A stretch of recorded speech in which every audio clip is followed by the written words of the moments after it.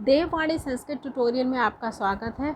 आज इस वीडियो में मैं आपको संस्कृत सुधा भाग 3 के द्वितीय पाठ वृक्षारोपण से महत्वम के पीछे दिए गए अभ्यास कार्य के विषय में बताने जा रही हूँ। तो शुरू करते हैं। पिछले वीडियो में मैंने आपको इस पाठ का अनुवाद समझाया था। आशा करती हूँ कि आपको अनुवाद अच्छे से समझ में आ गया होगा। बच्चों, सबसे पहले इस पाठ में शब्दार्थ दिए गए हैं, तो किसी भी पाठ को अच्छे से समझने के लिए हमें उनके शब्दार्थ को याद करना बहुत ज़रूरी होता है। तो हम आशा करते हैं कि आप इनके सारे शब्दार्थों को याद कर लेंगे। अब अभ्यास कार्य के पहले प्रश्न की तरफ बढ़ते हैं। अभ्यास कार्य का पहला प्रश्न है, पाठानुसारम रिक्त स्थानानि पूरयत। पाठ के अनुसार रिक्त स्थान की पूर्ति करिए। ये जो सेंटेंसेस आपको दिए गए हैं इस प्रश्न में, ये सारे प्रश्न आपके पाठ से ही लिए गए हैं और उसमें पाठ में जो वर्ड भरा हुआ है या जो शब्द दिया गया है आपको वही इसमें भरना है। इसका प्रश्न 1 का है, वृक्षाः केवलम सौंदर्याय न सन्ति। वृक्ष केवल सौंदर्य के लिए नहीं होते हैं। यहाँ पे शब्द भरना है सौंदर्याय। खा है, वृक्षाणाम रक्षा आवश्यकी। किसकी रक्षा आवश्यक है? वृक्षाणाम। वृक्षाणाम रक्षा आवश्यकी, यहाँ पे रक्षा शब्द भरिए। अब आगे देखते हैं इसी एक्सरसाइज को। वृक्षच्छेदे गा है, वृक्षच्छेदे जीव हत्या भवति। कह भवति? जीव हत्या। यहाँ पे शब्द आएगा जीव हत्या। घा है, सह जीव वधस्य पापेन युक्ता अभवत। वो जीव वध के पाप से युक्त हो गए थे।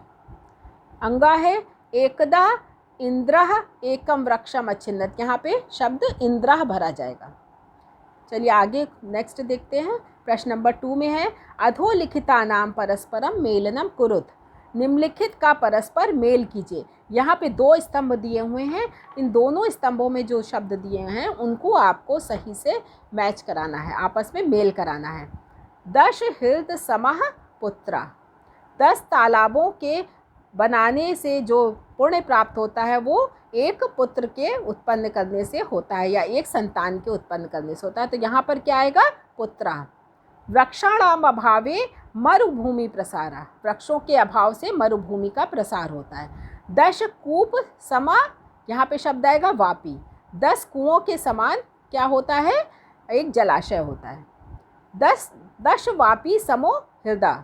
10 जलाशयों के समान क्या होता है? हृदय माने आपका तालाब। 10 पुत्र समो द्रुमा।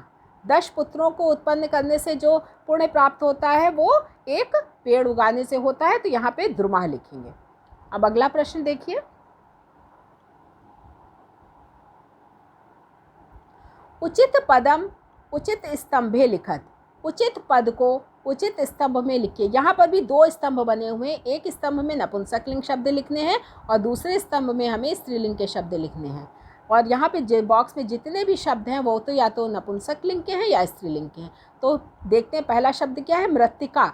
जितने भी आकारांत शब्द होते हैं वो स्त्रीलिंग के शब्द होते हैं। आकारांत का मतलब होता है जिसके अंत में आ हो। तो मृत्तिका हम यहाँ पे भरेंगे, स्त्रीलिंग शब्दों में भरेंगे।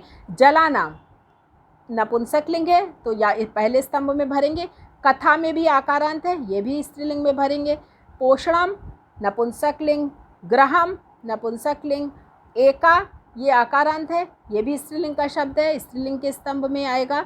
रक्षा स्त्रीलिंग के शब्द में आएगा और एकम नपुंसकलिंग शब्द में लिखिएगा। ठीक है, चलिए नेक्स्ट देखते हैं। चौथा प्रश्न है, अधोलिखितेषु धातुम पुरुषुम वचनम च लिखत।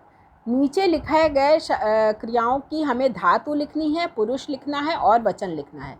तो पहला इसमें जो धातु है वो है छिंदंती। छिंदंती शब्द जो है वो छिंद धातु से बना है, प्रथम पुरुष है और बहुवचन शब्द है। वर्तते व्रत धातु, प्रथम पुरुष, एक वचन। चलिए पीछे देखते हैं क्या है।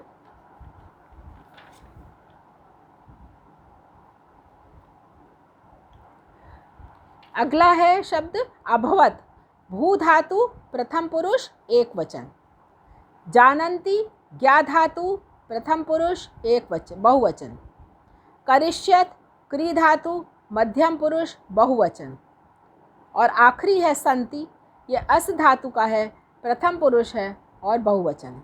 अस्ति स्ता संति, तो ये बहुवचन का शब्द है।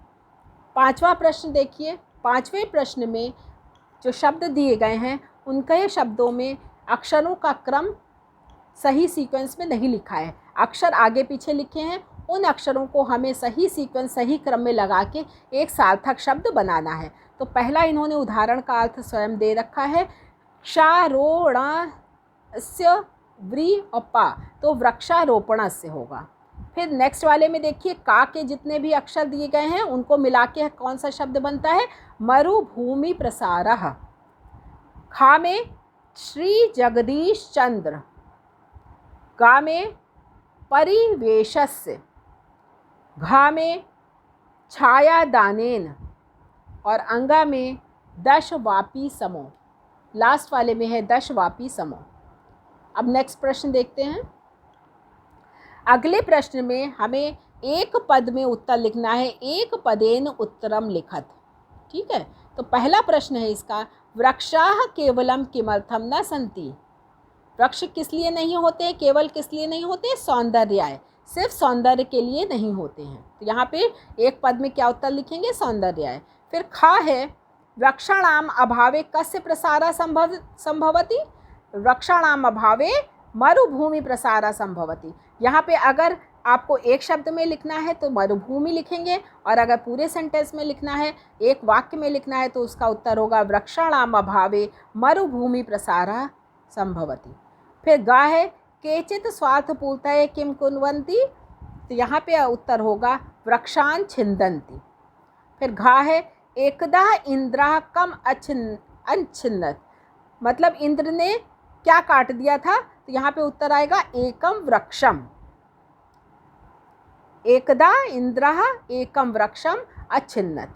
अंगा है, इंद्रः कस्य पापेन युक्ता अभवत्, इंद्रः जीववधस्य पापेन युक्ता अभवत्। इंद्र जीववध के पाप से युक्त हो गए थे।